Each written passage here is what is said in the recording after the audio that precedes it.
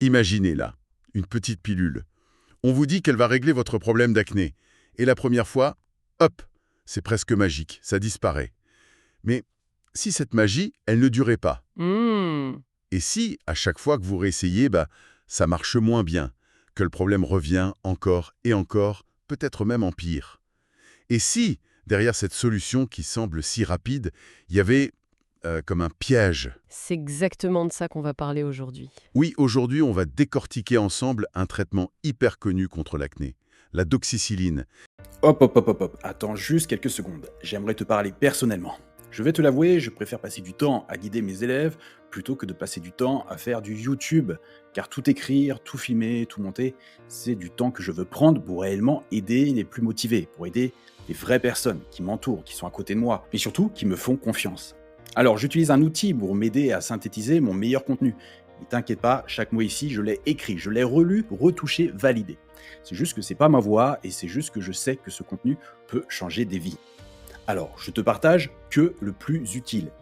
Tester dans ma vie personnelle.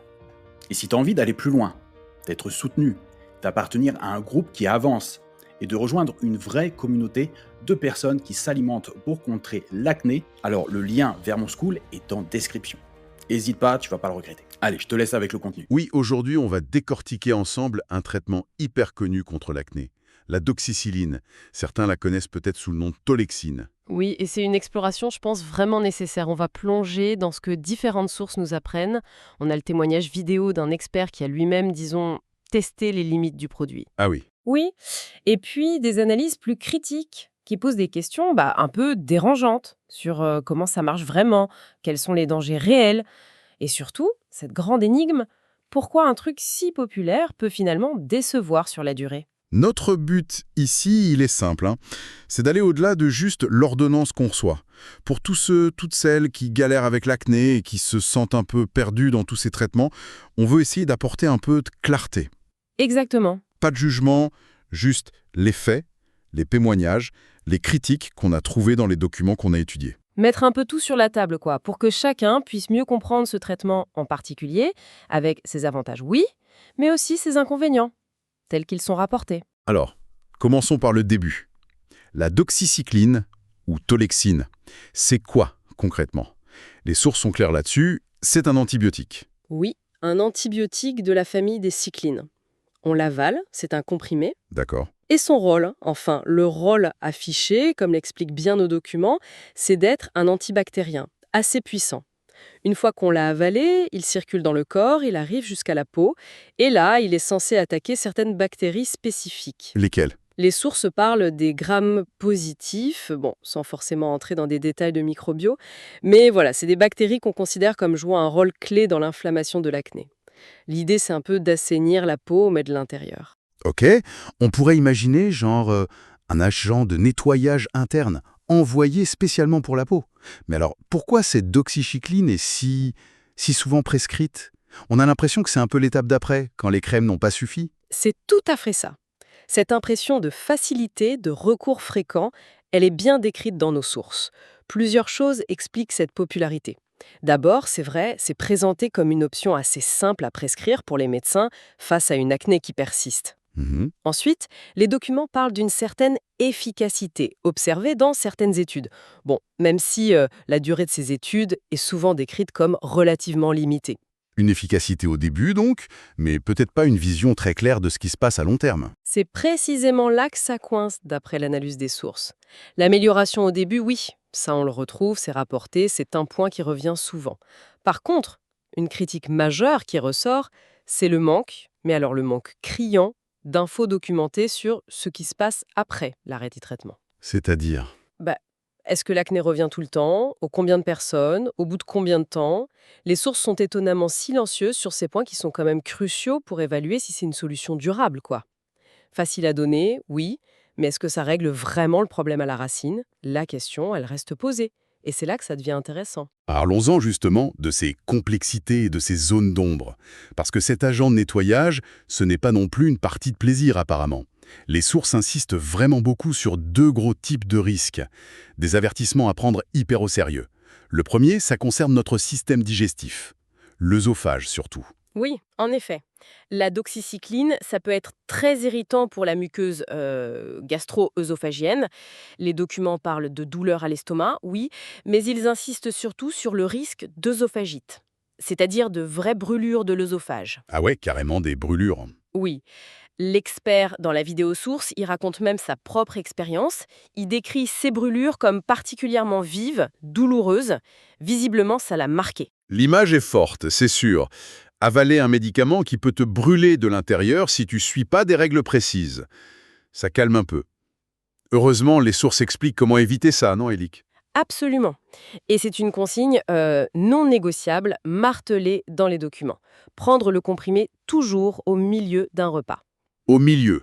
Pas avant, pas après? Non, non, vraiment pendant, pour que la nourriture protège l'estomac et l'œsophage. Et, point tout aussi crucial, ne jamais s'allonger juste après l'avoir pris. Ah bon? Il faut absolument attendre au moins 1 heure avant d'aller se coucher ou même de faire une sieste. C'est vraiment la clé pour éviter cette sensation de brûlure qui peut être assez intense. Ok, c'est noté. Précaution essentielle. Le deuxième gros danger mis en avant par les sources, c'est le rapport au soleil. Apparemment, sous doxycycline, le soleil devient l'ennemi public numéro 1. C'est tout à fait ça. Le terme technique, c'est la photosensibilité. Les sources expliquent que ce médicament change la façon dont la peau réagit aux UV, aux rayons du soleil. Il diminue drastiquement la capacité de la peau à tolérer le soleil. C'est comme si la peau perdait son bouclier en quelque sorte. C'est une bonne image, oui. La peau devient hyper vulnérable. Les conséquences, elles peuvent être spectaculaires et franchement désagréables. Des coups de soleil hyper rapides, hyper sévères. Même avec peu de soleil. Oui, même après une exposition qui normalement serait sans problème. Imagine attraper un coup de soleil carabiné en quelques minutes. En plus, les sources alertent sur un autre risque, l'apparition de taches brunes, ce qu'on appelle l'hyperpigmentation post-inflammatoire. Ah oui, les taches qui restent. Exactement, et elles peuvent mettre très très longtemps à partir, parfois elles ne disparaissent jamais complètement. Ce qui veut dire protection solaire maximale tout le temps, même quand le ciel est couvert. Impérativement. Écran solaire indice 50+, chapeau, lunettes, éviter les heures les plus chaudes, c'est une grosse contrainte pendant tout le traitement. Et il faut bien comprendre, comme le disent les sources, que ce ne sont pas des petits désagréments, hein. Non, ça a l'air sérieux. Ces effets secondaires, les douleurs digestives, le risque de brûlure interne, la peau hyper réactive au soleil, les taches possibles, ça peut vraiment impacter la qualité de vie. Faut absolument pas prendre ça à la légère. Ces avertissements sont clairs, mais le problème le plus insidieux peut-être que soulèvent les sources, c'est ce qu'elles appellent la dérive. C'est là qu'on touche au paradoxe de la doxycycline, à ce possible cercle vicieux. Les documents décrivent un scénario qui a l'air de se répéter très très souvent. C'est un schéma quasi classique qui est rapporté, oui. Quelqu'un commence la doxycycline pour son acné. La première cure, ok, souvent elle donne de très bons résultats, parfois même impressionnants en quelques semaines ou mois. La phrase type citée dans la vidéo source, c'est « ça a super bien marché la doxycycline la première fois que je l'ai prise ». Logique, donc, de se dire « ça y est, j'ai trouvé la solution ». Mais après, Après vient l'arrêt du traitement, logiquement. Et c'est là que pour beaucoup ça se complique. L'acné revient. Parfois vite, parfois plus doucement, mais elle refait surface. Mon acné est revenu, c'est la suite quasi inévitable qui est décrite dans les témoignages rapportés. et face à ça, qu'est-ce qui se passe en général d'après les sources? J'imagine qu'on retourne voir le médecin en disant Docteur, ça avait marché la première fois ?» Et très souvent, oui, la réponse c'est de prescrire une nouvelle cure. Et c'est là que le piège se referme un peu selon l'analyse des documents. Parce que cette deuxième cure, elle est souvent décrite comme moins efficace que la première. Ah bon? Moins efficace? Oui, l'amélioration est moindre ou plus lente. Et si l'acné revient encore après ce deuxième essai et qu'on tente une troisième cure, eh bien l'efficacité semble encore diminuer. C'est l'image de la clé que vous disiez tout à l'heure. À chaque fois, elle ouvre moins bien la porte, jusqu'à devenir presque inutile. C'est une métaphore qui parle bien, oui, pour cette perte d'efficacité progressive. Le risque que pointent les sources, c'est l'escalade. On décrit un phénomène inquiétant appelé dérive. Des personnes qui, de cure en cure toujours moins efficace, finissent par prendre de la doxycycline presque en continu. En continu, Oui, toute l'année et parfois pendant plusieurs années. L'expert de la vidéo va même jusqu'à dire que certains la prennent comme si c'était une vitamine. prendre un antibiotique costaud comme une vitamine, ça semble complètement fou et dangereux. Hmm. Les sources insistent là-dessus, j'imagine. Absolument. L'absurdité et les dangers d'une telle pratique sont soulignés. Mais l'analyse va plus loin. L'interprétation proposée dans les sources est super importante pour comprendre ce cycle. Si l'acné revient systématiquement dès qu'on arrête l'antibio, ce n'est pas parce que le corps manque de doxycycline, comme le dit l'expert dans la vidéo. Ce n'est pas d'une carence qu'il faut combler. Alors, comment les sources interprètent cette récidive constante? Pourquoi ça revient tout le temps? Elle suggère que cette récidive, c'est le signe qu'il y a quelque chose à gérer en interne. Un déséquilibre plus profond que l'antibiotique, lui, ne corrige pas sur le fond. La doxycycline agirait surtout sur le symptôme visible, les boutons, l'inflammation, en diminuant temporairement les bactéries, mais sans s'attaquer à la cause première qui fait que l'acné est là. Et le fait que ça marche de moins en moins bien à chaque fois, ça vient d'où? Les sources font un lien direct avec un truc bien connu, la résistance bactérienne. C'est le même principe que pour les campagnes de santé publique. Les antibiotiques, c'est pas automatique. À force d'être mises en contact avec l'antibiotique, certaines bactéries sur la peau développent des moyens de lui résister. L'expert dans la vidéo parle clairement de personnes ayant vécu cette résistance bactérienne, qui ont vu l'efficacité s'effondrer avec le temps, même en continuant le traitement. L'arme devient de moins en moins efficace, quoi. C'est une vision assez sombre de l'efficacité à long terme, en fait. Mais les sources, elles ne font pas que décrire ce cycle. Elles critiquent aussi un peu la manière dont ce traitement est parfois présenté ou compris. Par exemple, l'explication du fonctionnement, cibler les bactéries gram-positifs, est jugée un peu limitée. Oui, une des analyses critiques qu'on avait pointe ce manque de profondeur. On dit que ça cible certaines bactéries, ok, mais le mécanisme exact, ses implications plus larges, ce n'est pas toujours expliqué très clairement au-delà de ça tue les bactéries.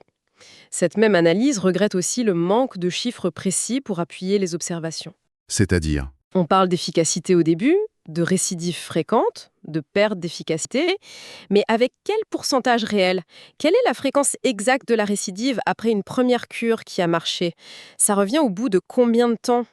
Les sources décrivent des tendances, mais on manque de statistiques solides pour vraiment quantifier le phénomène. Et il y a aussi cette idée de déséquilibre interne qui expliquerait pourquoi l'acné revient. Les sources le mentionnent comme la cause cachée, mais elles ne définissent pas vraiment ce que c'est, ce déséquilibre. Ça reste assez vague, non? C'est un point faible qui est relevé, oui. Le concept est lancé comme une explication possible aux limites du traitement, mais il n'est pas vraiment creusé ou défini plus en détail dans la vidéo source principale qu'on a analysée. Ça peut laisser un peu sur sa faim. Et puis, il y a une autre perspective assez différente qui est présentée dans une des sources, celle qui s'appelle Omerta dermatologique. Ah oui, celle-là. Elle apporte un regard assez critique, différent. Elle parle d'un certain Matteo, décrit comme quelqu'un qui a eu de l'acné, et qui propose une approche basée sur l'alimentation. C'est ça. Et ce document avance une hypothèse assez forte. Il faut bien préciser que c'est le point de vue spécifique de cette source. Elle suggère qu'il y aurait une sorte d'omerta, un silence volontaire de la part de certains professionnels de santé, notamment des dermatos, sur le rôle potentiel, voire majeur, de l'alimentation dans la gestion de l'acné. Une omerta, hein? Mais dans quel but? Pourquoi ils n'en parleraient pas? L'argument avancé par cette source, c'est que reconnaître l'alimentation comme une solution principale, ça risquerait de dévaloriser les approches médicamenteuses classiques, comme la doxycycline, et aussi les consultations médicales qui vont avec. En gros, ça diminuerait la valeur commerciale de ces traitements. Encore une fois, c'est important de dire que c'est la thèse soutenue par ce document source, pas une conclusion générale de notre analyse. Ok, c'est une accusation assez sérieuse quand même, hein, qui remet en question certaines pratiques. Cette source Omerta, elle mentionne aussi autre chose d'intéressant, il me semble, sur le côté communautaire. Oui, effectivement. Elle souligne l'importance capitale du soutien d'une communauté pour réussir à mettre en place et à tenir un changement alimentaire sur la durée.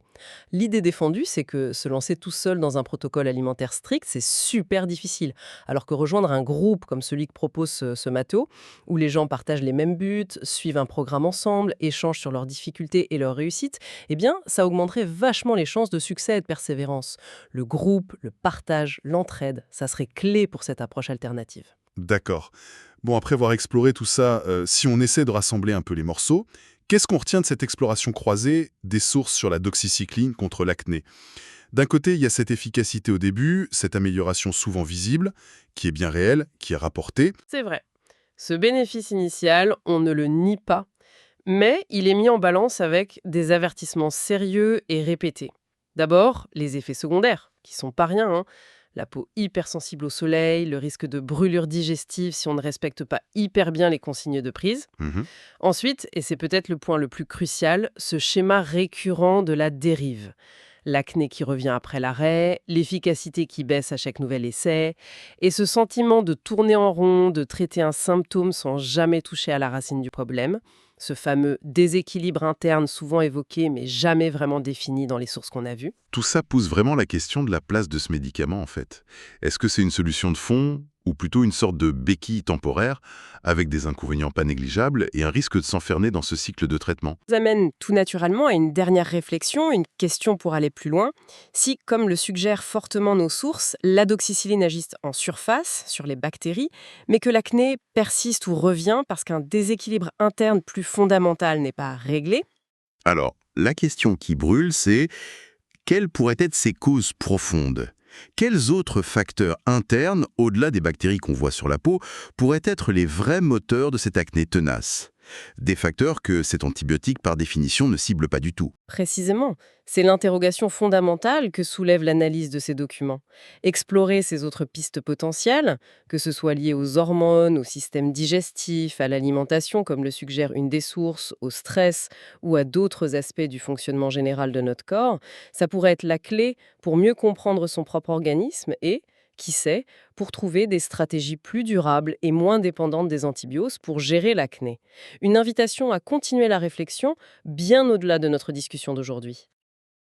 Alors oui, hein, si mon visage te dit quelque chose, c'est tout à fait normal. Je suis sur YouTube depuis plus de 10 ans, et oui, je parle de plusieurs sujets. Car j'ai plusieurs passions, et ça, je peux pas le cacher. Parce que chaque sujet, chaque combat que j'ai traversé, c'est réellement une brique de mon identité. Je parle de ce que j'ai vécu, de ce que j'ai testé, validé, et même parfois, on va s'avouer, un peu foiré. Mais surtout, je te partage ce qui fonctionne réellement. Et si ça a fonctionné pour moi, j'ai 2 bras, j'ai 2 jambes comme toi, bah ça va aussi fonctionner pour toi. Et ma mission aujourd'hui, elle est très très simple, hein, t'éviter de galérer et appliquer directement ce qui fonctionne. Alors, je fais des lives tous les jours sur School sur ces différents sujets pour partager du concret. Alors, pas théorique, hein, que de l'humain et de la mise en pratique. Je suis quelqu'un de très simple, tu vois, pas de posture de moi je sais tout, juste un mec qui est déjà passé par là et qui a tout testé. Et surtout qui a trouvé des solutions que tu peux toi aussi mettre en place dès aujourd'hui. Et oui, hein, parmi tous ces combats que j'ai livrés, il y en a un qui m'a marqué peut-être un peu plus que les autres, bah, ça va être ma peau. L'acné, les complexes, la frustration, je sais exactement ce que tu ressens. J'ai fait 3 cures de Roaccutane sans réel résultat. Et ce que j'ai découvert avec le temps, c'est que l'alimentation, c'est une arme redoutable et bien plus efficace que n'importe quel médicament. Et en plus, bah, par rapport aux médicaments, ça dure réellement dans le temps. Alors c'est juste des choix simples, mais puissants et surtout concrets. Alors si toi aussi t'en as marre de subir ta peau et que tu veux reprendre le contrôle et avoir une peau nette, tu peux rejoindre mon school, le lien est juste en dessous en description. Et je te montre exactement ce que personne ne m'a expliqué avant. Allez, je te retrouve de l'autre côté.